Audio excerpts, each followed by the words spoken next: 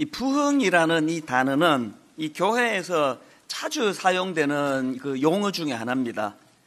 이 부흥이라는 주제를 가지고 만든 찬양도 많고, 또 이제 보통 교회들이 1년에 한두 번 외부 강사를 모셔서 하는 집회를 이제 부흥회다, 이제 이런 이름을 붙여서 사용하기도 합니다.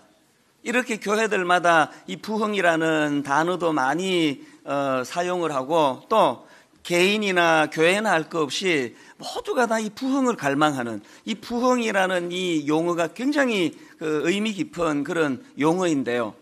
근데 참 의외인 거는 이렇게 많이 부흥이라는 단어를 사용하고 또 갈망하는데도 정작 이 부흥이 무슨 뜻인지에 대해서는 정확하게 아는 분이 많지가 않습니다. 제가 이제 이 설교를 준비하면서 여러분에게 제가 질문을 던져봤습니다. 교역자에게도 물어보고 제 아내에게도 물어보고 또 몇몇 분들한테 제가 질문을 던져서 그 부흥이 뭡니까? 또 당신은 뭐가 부흥이라고 생각해? 제가 이렇게 부흥에 대해서 물었더니 의외로 이렇게 그 자신 있게 부흥이란 이런 거예요라고 명쾌하게 대답하는 분이 많지가 않더라고요. 여러분 스스로 한번 잠깐 생각해 보세요. 여러분은 부흥을 알고 계세요? 뭐가 부흥이에요? 그게 참 이게 의외였습니다. 너무너무 중요한 우리 신앙생활의 이 기독교 신앙의 이 부흥이라는 용어는 굉장히 중요한 의미를 갖고 있는데 잘 모르시는 거예요. 그리고 또 하나, 또 대부분의 경우 말씀하실 때 들어보면은 이 부흥이 이 숫자적인 성장하고 좀 연관이 있는 겁니다. 제가 처음에 분당 우리 교회를 개척하고 나니까 이제 저를 아끼는 선배 목사님이나 주변에 아는 분들이 당연히 이제 관심을 갖고 하는 질문이 이거였습니다. 요즘 교회는 좀 어떻습니까? 교회는 좀 성장했습니까? 혹은 교회는 좀 부흥했습니까? 이제 이렇게 질문을 많이 받았습니다. 그래서 제가 올 연초에 몇 명 모이다가 지금은 좀 늘어가지고 이제 몇 명이 모입니다. 그러면 상대방의 돌아오는 대답은 딱 둘 중에 하나예요. 많이 성장했네요? 이러는 분도 계시고요. 많이 부흥했네요? 이러는 분도 계세요. 그러니까 숫자적으로 많이 성장한 거하고 부흥한 거를 같은 개념으로 생각하는 거 아닙니까? 이런 경우는 지금도 종종 경험할 수가 있는데요. 이제 후배들 중에 교회를 개척한 후배 목사님이 있으면 저도 이제 간혹 묻습니다. 요즘 교회는 어떻습니까? 교회는 좀 성장했습니까? 이렇게 물으면 돌아오는 대답도 딱 둘 중에 하나예요. 우리 교회가 30명으로 시작했는데 지금 100명으로 성장했습니다. 이렇게 대답하는 목사님이 계시고요. 똑같은 대답인데요. 30명으로 시작해서 100명으로 부흥했습니다. 이렇게 대답하는 분이 계세요. 이때도 이제 수적인 성장하고 부흥을 이제 같은 개념으로 이제 생각하는 그런 의미 아닙니까? 여러분 사실 이 성경이 말하는 부흥은 그런 게 아닙니다. 이 부흥이라는 이 개념이 너무 중요한데 이 부흥이 뭘 말하는지를 잘 모르고 신앙생활을 하다가 보니까 제가 이제 지금 로마서를 계속 이제 하고 있지 않습니까? 내 생애에 가장 하여튼 마음이 쓰이고 잘했으면 하는 설교가 이 로마서 설교인데요. 문득 무슨 생각이 드는가 하니까 성도님들이 부흥에 대한 개념이 잘 정리가 안 됐는데 이 로마서를 설교하면은 이게 잘못된 그 개념이나 생각들이 더 심화가 될 텐데, 그래서 제가 새해를 맞아가지고 이제 앞으로 10주 동안 시리즈로 이제 이 부흥에 대한 설교를 하려고 합니다. 그래서 이 10주 동안 이제 부흥이 뭔지에 대해서 정확하게 우리가 개념을 파악하고 그것을 가지고 이제 이 로마서에서의 은혜를 이제 누리게 되기를 원하는데요. 이제 부흥과 관련한 설교 이제 오늘 첫 시간인데요. 저는 제일 첫 시간에 이 부흥과 관련해가지고 이제 무슨 말씀을 드리고 싶은가 하면은 이 성경이 말하는 부흥이란 무엇인가? 부흥하는데 뭐가 부흥이냐? 이걸 이제 좀 나누어 보려고 합니다. 그래서 저는 오늘 첫 시간에 본문으로 하박국 3장 2절을 이제 부흥의 이제 말씀을 전하는 포인트로 이제 이 본문을 잡았는데요. 여러분 제가 왜 이 부흥에 관한 첫 설교에 하박국 3장 2절을 본문으로 택했는가 하면은 한글 성경에서 이 부흥이라는 단어가 나오는 유일한 한 곳, 그게 하박국 3장 2절이에요. 여기에 딱 한 번 나옵니다. 이 부흥이라는 단어가. 여호와여 내가 주께 대한 소문을 듣고 놀랐나이다. 여호와여 주는 주의 일을 이 수년 내에 부흥하게 하옵소서. 유일하게 성경에 등장하는 이 부흥이라는 이 단어가 지금 본문에 나오는데요. 자, 우선 이 본문의 배경을 제가 좀 설명을 드리겠습니다. 오늘 배경이 어떤가 하면은 하박국 선지자가 그 하나님에 대하여 많은 그 의문과 의혹과 또 하나님에 대한 섭섭한 마음, 이런 것을 가지고 시작하는 게 하박국서예요. 자, 하박국서 1장 2절 3절을 보십시오. 여호와여 내가 부르짖어도 주께서 듣지 아니하시니 어느 때까지리이까? 내가 강포로 말미암아 외쳐도 주께서 구원하지 아니하시나이다. 어찌하여 내게 죄악을 보게 하시며 패역을 눈으로 보게 하시나이까? 급탈과 강포가 내 앞에 있고 변론과 분쟁이 일어났나이다. 지금 이 하박국 선지자가 하나님께 섭섭해하면서 항변하는 내용이 뭔가 보니까요, 이 하박국 선지자가 살던 그 시대는 악이 난무하던 시대예요. 불의가 난무하던 시대예요. 그래서 이제 2장에 보면은 이런 표현들이 여러 번 나옵니다. 자기 소유 아닌 것을 모으는 자, 자기 집을 위하여 부당한 이익을 취하는 자, 피로 성읍을 건설하며 불의로 성을 건축하는 자, 이웃을 혼미하게 하여 수치를 드러내어 즐기는 자, 이런 그 악한 자들에 대한 표현이 계속 반복해서 나오는 것을 볼 수 있는데요.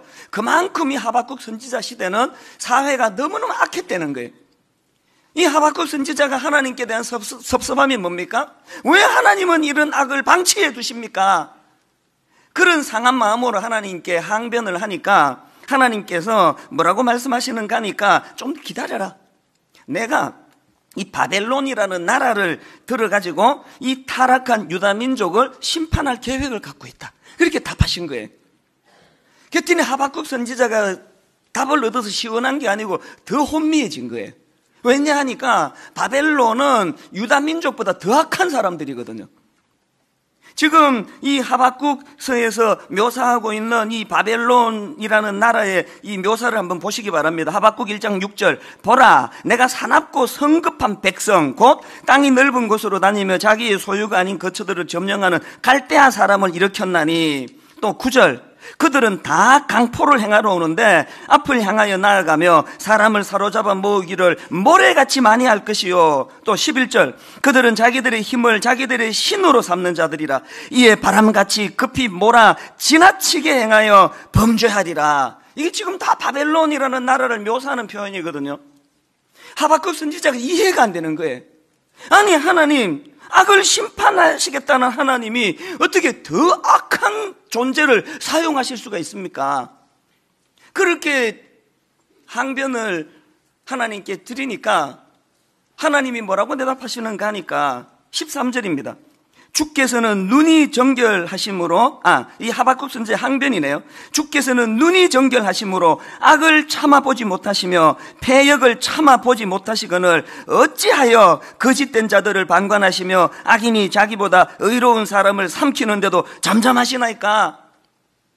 어떻게 더 큰 악을 들어가지고 그렇게 이 민족을 심판한다고 하십니까? 그랬더니 하나님이 뭐라 대답하시는가 하니까 조급하게 생각하지 마라. 좀 더 기다려라. 내가 바벨론을 들어 유다 백성을 심판하는 것으로 역사가 끝나는 것이 아니다. 그렇게 바벨론을 사용하여 이 민족을 징계하겠지만 그 바벨론에 대한 심판, 그 바벨론도 내가 가만두지 않을 것을 계획하고 있다. 기다려라. 그리고 주시는 말씀이 하박국 2장 3절이에요. 이 묵시는 정한 때가 있나니 그 종말이 속히 이르겠고 결코 거짓되지 아니하리라. 그 다음 보세요.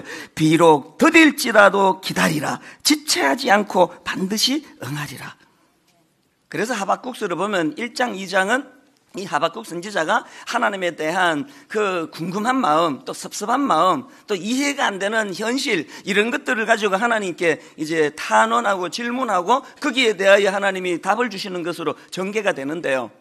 그렇게 하다가 이제 하박국 3장 오늘 본문 2절로 넘어가면은 이 하박국이 그동안 하나님에 대하여 의심하고 또 회의를 느꼈던 많은 것들이 하나님 말씀으로 정리가 되고 나니까 너무 흔쾌한 마음으로, 너무 기쁜 마음으로 하나님께 드리는 기도, 이게 하박국 3장 2절입니다. 자, 이 본문의 배경을 기억하시고 한번 이 3장 2절을 다시 한번 보십시오. 여호와여, 내가 주께 대한 소문을 듣고 놀랐나이다. 여호와여, 주는 주의 일을 이 수년 내에 부응하게 하옵소서. 이 수년 내에 나타내시옵소서. 진노 중에라도 긍휼을 잊지 마옵소서. 맨 앞에서 하박국 선지자가 하는 부탁에 하나님께 드리는 말씀이 뭡니까? 여호와여, 내가 주께 대한 소문을 듣고 놀랐나이다. 여기 나오는 소문은 이 원어로 보면은 업적, 명성 이런 뜻을 가지고 있는데요. 이 무슨 의미인지 짐작하시지 않겠습니까? 하박국이 이제 1차적으로는 하나님이 깨우쳐 주시는 그 말씀들을 듣고 하나님 하실 일들에 대한 신뢰를 표현하는 의미로 이 소문이라는 이 단어를 사용하고 있고요. 2차적으로는 이제 하나님이 홍해를 건너는 그 출애굽에서부터 광야에서 어떻게 인도해 주셨고, 가나안에 입성해서는 하나님이 어떻게 인도해 주셨고, 하나님이 그동안 자기 민족에게 베풀어 주셨던 그 놀라운 일들을 기억하면서 그 하나님이 하시는 일들에 대한 신뢰를 표현하는 그 표현이 여호와여, 내가 주께 대한 소문을 듣고 놀랐나이다. 여러분, 뭐가 부흥인지 아십니까? 부흥의 첫 단추는요, 이처럼 하나님에 대한 의혹, 하나님에 대한 의심, 하나님에 대한 온갖 여러 가지 풀리지 않는 이 마음들이 풀려지면서 흔쾌한 마음으로 하나님께 나아가는 거기서부터 부흥이 시작이 되는 겁니다. 그래서 저는 오늘 이 본문 말씀을 중심으로 이제 오늘 본문에서 발견되는 이 부흥과 관련한 몇 가지 그 정의를 좀 말씀을 드리려고 하는데요. 자, 오늘 본문에서 발견되는 이 성경이 말하는 부흥이란 게 무엇이냐? 첫째, 여러분, 성경이 말하는 부흥은요, 죽은 것을 살리는 것입니다. 하박국 3장 2절을 다시 보십시오. 여호와여, 내가 주께 대한 소문을 듣고 놀랐나이다. 여호와여, 주는 주의 일을 이 수년 내에 부흥하게 하옵소서. 여러분, 여기 나오는 이 부흥이라는 이 단어는요, 원어인 히브리어로 보면 카야라는 단어인데요, 이 단어는 기본적으로 영어로 말하면 라이브, 그러니까 이 생명을 뜻하는 단어입니다. 이제 문맥적으로 지금 수년 내에 부흥하게 하옵소서 하박국이 탄원하고 노래하는 이 표현이 뭘 의미하겠습니까? 하박국이 뭘 알았습니까? 자기 조국 남유다가 타락함으로, 범죄함으로 바벨론이라는 그 포악한 나라를 들어가지고 이제 그들이 징계당하게 될 것이다. 여러분, 여기 나오는 이 부흥이라는 이 단어는요, 이 죽은 것이나 다름없는 것을 다시 살린다, 이런 뜻으로 설명할 수 있는 단어예요. 뭐가 부흥이라고요? 그냥 뭐 감기 좀 걸렸는데 하나님 부흥케 하소서, 이거는 문맥이 맞는 얘기가 아니에요. 개척했더니 숫자가 뭐 30명으로 시작해서 100명으로 늘어났다고 우리 교회가 부흥했습니다. 이거는 전혀 문맥이 맞지 않는 이야기예요. 부흥이란 것은 죽은 것이나 다름없는 것을 다시 살려내는 거, 다시 살아나는 거, 이게 부흥이에요.